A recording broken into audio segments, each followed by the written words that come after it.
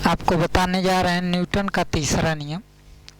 प्रत्येक क्रिया की परंतु विपरीत दिशा में प्रतिक्रिया होती है।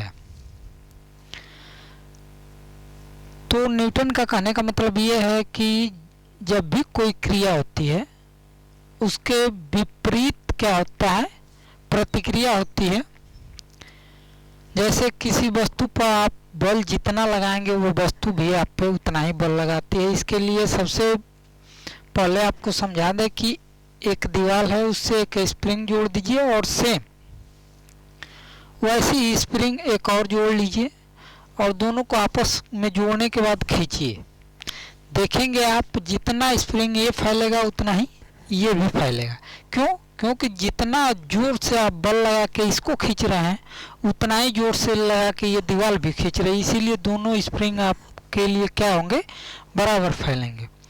और क्रिया प्रतिक्रिया के नियम में यदि दूसरा आपको उदाहरण दे तो बंदूक से निकली गोली पीछे की ओर बंदूक को धक्का देती है।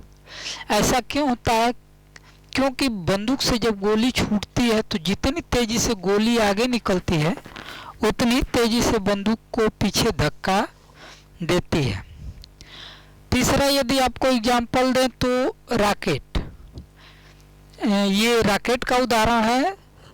रॉकेट से ईंधन जितना ही पीछे की ओर जलता है, जितना ही तेजी से पीछे फेंकता है उतना ही तेजी से आगे की ओर रॉकेट बढ़ता है।